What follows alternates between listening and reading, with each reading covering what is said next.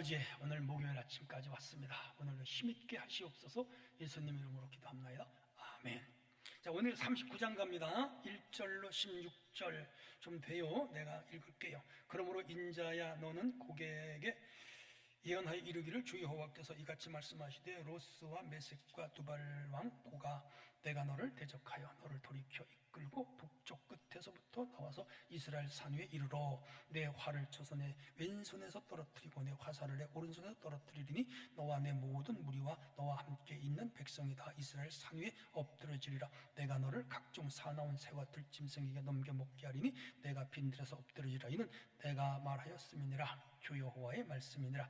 내가 또 불을 마국과 및 섬에 평안히 거주하는 자에게 내리리니 내가 여호와인 줄을 그들이 알리라. 내가 내 거룩한 이름을 내 백성 이스라엘 가운데 알게 하여 다시는 내 거룩한 이름을 더럽히지 아니하게 하리니 내가 여호와 곧 이스라엘의 거룩한 자인 줄을 민족들이 알리라 하라. 주 여호와의 말씀이니라. 볼지어다 그날이 와서 이루어지리라. 내가 말한 그 날이 이날이라. 이스라엘 성읍에서 거주하는 자가 나가서 그들의 무기를 불태워 사르되 큰 방패와 작은 방패와 활과 화살과 몽둥이와 창을 가지고 7해 동안 불태우리라. 이같이 그 무기로 불을 피울 것이므로 그들이 들여서 나무를 주워 오지 아니하며 숲에서 벌목하지 아니하겠고, 전에 자기에게서 약탈하던 자의 것을 약탈하며 전에 자기에게 늑탈하던 자의 것을 늑탈하라. 주 여호와의 말씀이니라. 그 날에 내가 곡을 위하여 이스라엘 땅 곧 바다 동쪽 사람의 통행하던 골짜기를 매장지로 주리니 통행하던 길이 막힐 것이라. 사람이 거기에서 곡과 그 모든 무리를 매장하고 그 이름을 하몬 곡의 골짜기라 일컬으리라.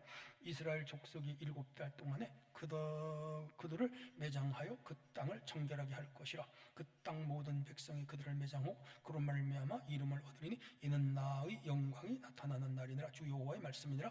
그들이 사람을 택하여 그 땅에 늘 순행하며 매장할 사람과 더불어 지면에 남아있는 시체를 매장하여 그 땅을 정결하게 할 것이라. 7달 후에 그들이 살펴보되 지나가는 사람들이 그 땅을 지나가다가 사람의 뼈를 보면 그 곁에 편말을 세워 매장하는 사람에게 가서 하몬곡 골짜기에 매장하게 할 것이요 성읍의 이름도 하몬이라 하리라. 그들이 이같이 그 땅을 정결하게 하리라. 아멘.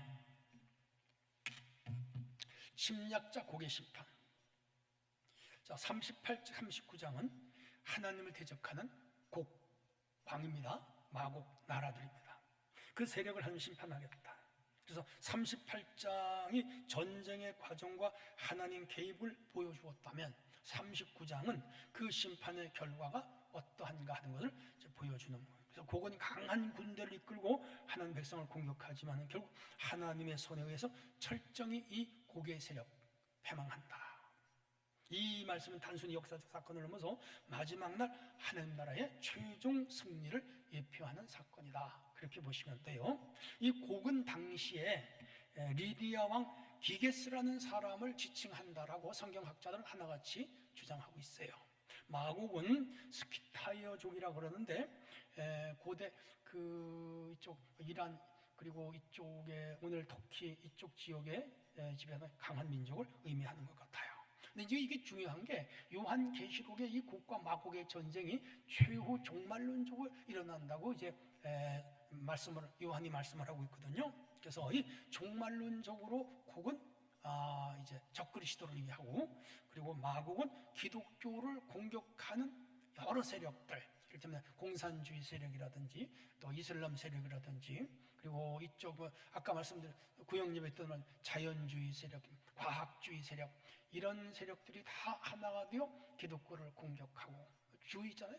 포스트 모더니즘이라든지 여러 리즘, 또 이데올로기, 이런 것들까지 합사하여 기독교를 공격하는 세력을 마곡이다. 이렇게 이제 정통적인 신학에서는 보는데, 세대주의론자들은 이걸 좀 다르게 생각해서 정말로 굉장히 복잡한 양상을 띠고 있는 건 맞아요.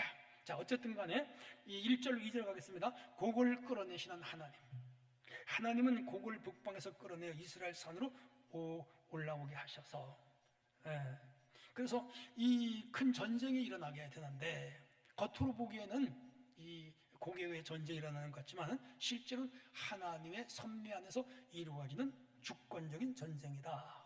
그렇게 볼 수 있어요. 그래서 이 역사의 그 주관자는 하나님이시에요.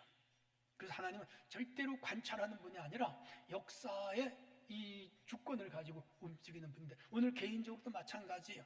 우리의 흥망성쇠 다 주님 손에 있는데, 이 바울 사도가 로마서 8장 확실하게 이제 선언했어요. 하나님을 사랑하는 자, 그 뜻대로 부르신 이분 자들에게 모든 것이 합력하여 선을 이룬다. 우리가 살아가는 때로 불리한 것 같기도 하고 어려움에 처하는 것 같기도 하고 손해를 보는 것 같은데, 돌이켜 시간이 흐른 후에 보면 그게 하나님의 뜻이었고 우리에게 결국은 유익하게 작용했어요. 저는 개인적으로 제 일생을 돌아볼 때 다 그랬어요. 결국은 그래서 하나님의 뜻이 거기에 있었구나 뒤늦게 깨달아요. 그러면 여러분, 혹시 여러분 어려움 가운데 있는 분이 있다면 절대로 낙심하지 말고, 하나님이 여러분을 지금 역사의 수레바퀴 속에 굴려가고 있다고 믿으시고, 끝내 하나님은 여러분들을 분명히 확실하게 잔류로 인도한다, 굳게 믿으시기를 바라요. 3절에 무기를 꺾으시는 한, 이 고기, 화살, 각종 무기를 가지고 오는데 하나님께서 다 헐어버리시겠다. 왜? 하나님 우리의 힘이요 방패요 또 우리의 피난처가 되는 분이죠. 4절 5절 산 위에 엎드려진 군대를 말하는데, 곡과 그의 군대가 이스라엘 산에서 엎드려져 새와 짐승의 먹이가 되겠다. 교만한 자의 최후가 어떻게 비참하게 끝나는가, 그런 거 보여주는 거예요. 그래서 사실은 이제 그 고레스에서 이들이 돌아왔고 그 후에 헬라에서 이쪽이 짓밟혔어요. 그런데 하스모니 왕조가 다시 일어서서 다 물리치잖아요. 그래서 또 로마에서 나라가 망하지만 2000년 동안 큰 고통을 겪었지만 또 시오니즘 운동을 일으키면서 그들이 지금 나라를 세웠잖아요. 놀라워요. 근데 오늘 이 교회의 역사도 마찬가지. 악한 세력이 득세하여 교회를 해방하고 무너뜨리지만 결국은 교회는 또 승리한다는 것을 가르치고 있죠. 그래서 우리나라 교회도 지금 많은 침체기 가운데 있지만은요, 그리고 불신자들 안티 세력이 무섭게 공격하지만요, 저는 걱정 안 해요. 하나님께서 우리 교회를 든든히, 우리 한국 교회를 붙잡고 계시기 때문이죠. 6절로 갑니다. 마곡과 섬들에 불임하겠다. 7절 거룩한 이름을 하나님은 이제 드러내는데, 그 거룩한 이름은 하나님의 이름입니다.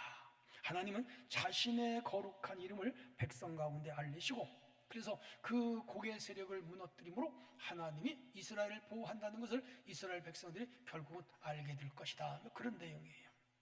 8절은요, 하나님은 그날이 이르렀고 이루어진다고 선언을 한다, 그렇게 되어 있고요. 그럼 성도의 눈에 보이는 현실보다 하나님 약속을 신뢰하고 어떤 상황에도 하나님이 이긴다, 이렇게 믿으시면 돼요. 질병 가운데 있습니까? 일으켜 주신다고 믿으세요. 여러분 사업이나 물질이 어렵습니까? 하나님 다시 회복시킨다고 믿으시면 돼요. 여러분 가정사에 어떤 힘들고 어렵고 복잡한 문제가 있습니까? 하나님이 이것도 해결하신다 믿으세요. 그게 신앙이에요. 왜? 하나님 자기 백성 편이라서 그래요. 9절로 10절은 무기를 불태워버린다. 이 7년 전쟁이에요. 곡과 이스라엘과 7년 전쟁인데 결국은 이스라엘이 승리한다는 거죠. 그래서 원수의 무기가 더 이상 위협이 되지 않아요. 하나님 백성이 그걸 다 불태워버릴 수 있도록 하나님이 도우시겠다. 그러므로 복음적으로는 십자가는 사탄의 공격 도구가 아니라 구원의 도구예요. 예수님을 십자가에 못 박았지만은, 그러나 예수님은 십자가의 사건으로 인해서 부활하셨고, 그 부활은 모든 죄와 악의 세력을 일망타진을 했거든요. 하나님은 악을 선으로 바꾸시는 분. 일찍이 그 창세기 50장에서 요셉이 말했어요. 하나님은 악을 선으로 바꾸시는 분이다. 맞아요. 11절로 13절에 곡의 무덤에 대해 설명하고 있는데 이거 생략할게요. 14절로 16절, 이제 마지막 땅을 정결하게 하신다. 사람들이 땅을 정결하기 위하여 남은 시체를 찾아서 다 묻어요. 전쟁이 나면 시체가 많잖아요. 그리고 피가 흐르잖아요. 구더기가 끓잖아요. 전염병이 창궐하잖아요. 그거 다 땅에다 묻어버림으로 정결하게 되잖아요. 하나님 심판 후에도 이렇게 하나님께서 그 악인들의 시체를 묻어, 이건 영적으로 정결함을 의미하는 거예요. 하나님 백성은 정결한 삶으로부터 부름을 받았거든요. 그러므로 오늘 우리가 성령이 거하는 삶을 살아가는 자들은 죄와 악과 저주의 세력을 땅에 묻어버리고 의와 진리, 보혈의 피, 거룩한 하나님의 성령의 역사함 속에서 우리 속사람이 정결함으로 거듭나여 살아 영원한 영생을 얻게 하는 데 있죠. 이게 복음의 진리 아니에요?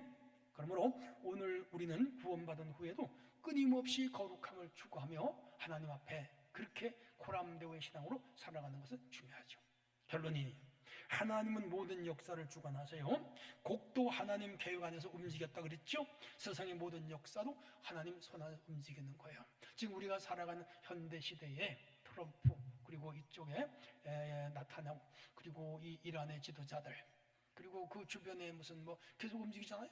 여기 뭐 시진핑이 북한 왔다 가고 또 북한의 지도자 또 저쪽 러시아의 그리고 우크라이나 전쟁 이 세계가 뭐 지금 다 그 한 그 시스템 안에 있잖아요. 그죠? 근데 그 움직이는 모든 배후에는 하나님이 조정하신다. 굳게 믿으시고 하나님을 대적하는 세력은 이 땅에서 영원히 퇴출된다. 특별히 교만한 세력은 무너진다. 하나님 백성은 끝까지 그 가운데 보호를 받는다. 이런 것이 오늘 읽은 본문의 전체적인 내용이에요. 고로 하나님 최종 목적은 자신의 거룩함과 영광을 나타난 이름을 기억하고 오늘도 하나님 영광을 가리는 삶을 살지 않는 우리 모두가 되어야 됩니다. 하나님 아버지 오늘도 어디를 가든 무엇을 하든 주님 동행하시고 하나님 영광을 드러내는 우리 모두가 되게 하옵소서. 예수님의 이름으로 기도합니다. 아멘.